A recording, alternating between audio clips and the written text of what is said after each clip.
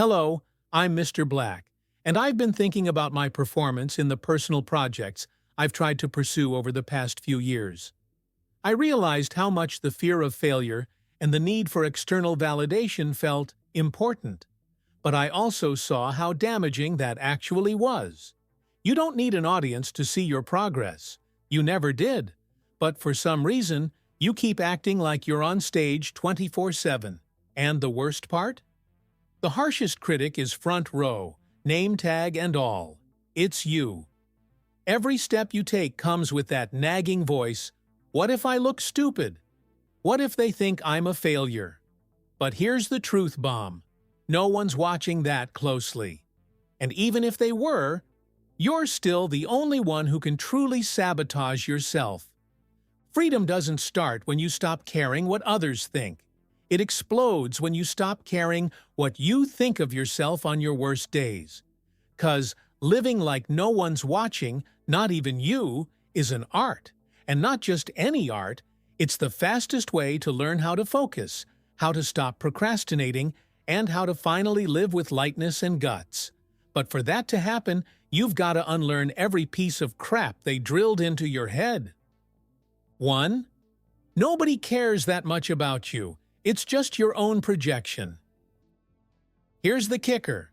People are way too busy dealing with their own mess to obsess over your screw-ups. That constant feeling of being judged? Pure projection. It's your ego putting a spotlight on an empty stage. Sartre once said, "Hell is other people." But honestly, sometimes hell is just thinking other people are watching when they're really not. That's where most people freeze.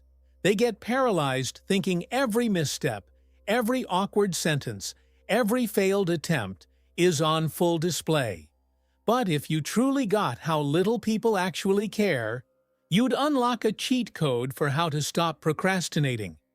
Shame is one of the biggest roadblocks to progress, and learning not to care what people think is one of the greatest forms of freedom. 2. If no one's watching, then why are you still scared to fail? If no one's watching, then why does fear still hold you back like a choke collar? Spoiler: the problem's not in their eyes, it's in your head. You've been trained to believe that every attempt needs applause, validation, a round of freaking claps. But the truth? Most of what matters in life starts in silence. It's in the private grind that progress is born. That's where you really learn how to focus. The fear of messing up becomes irrelevant once you realize that failing in private is a damn privilege. Thomas Edison failed thousands of times before nailing the light bulb, and he didn't post a single fail compilation on Instagram. If he waited for likes to try, we'd still be sitting in the dark. It's in the quiet, repeated, lonely mistakes that you build anything worth a damn. 3. The perfectionism trap. You say you want perfect, but really, you just don't want to fail. You say you're aiming for perfect, but deep down, you're just dodging the discomfort of messing up. Perfectionism is a classy excuse for paralysis. "It's not good enough yet" becomes your shield against exposure, disappointment, and judgment. But guess what? That only keeps you stuck. And without action, you'll never figure out how to stop procrastinating, 'cause you'll always be lying to yourself under the mask of high standards. Nietzsche said, "The will to truth often hides a will to escape." Boom! You pretend you want flawless, but really, you just want to avoid pain. And the irony? Chasing perfection brings more pain, more anxiety, more stagnation. People who stop caring what others think? They start accepting messy but real versions of life. 4. It's totally normal to mess up more than you get it right. Most people think failing means they suck. That's a straight-up lie, fed by Instagram filters and hollow success metrics. In the real world, mistakes are the norm. Always have been.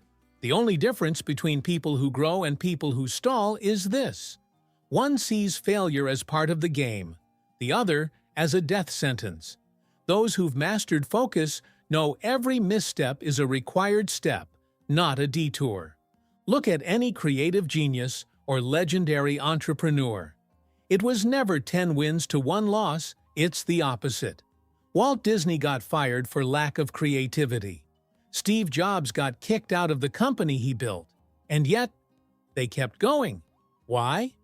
'Cause they knew something most don't. The number of failures only scares people who haven't made peace with the process. 5. Give yourself a damn hug. There comes a point where you've got to stop treating yourself like a never-ending project and start seeing yourself as a human in progress. You don't need to earn rest, relief, or kindness. You just need to give it to yourself. Because when no one's clapping, when things fall apart, when disappearing feels easier than trying again, that's when you hug yourself tight. For real. Literally, if you have to. Close your eyes, breathe deep, and hold yourself like you would a friend who's falling apart. They know how to stop procrastinating not by beating themselves up, but by embracing themselves and moving forward. If you want to learn how to really focus, you've got to end the civil war inside first. So before chasing productivity, new habits, or some grand vision of success, give yourself what you've been begging others for: a hug, a breather, a break that feels real. Subscribe for more videos.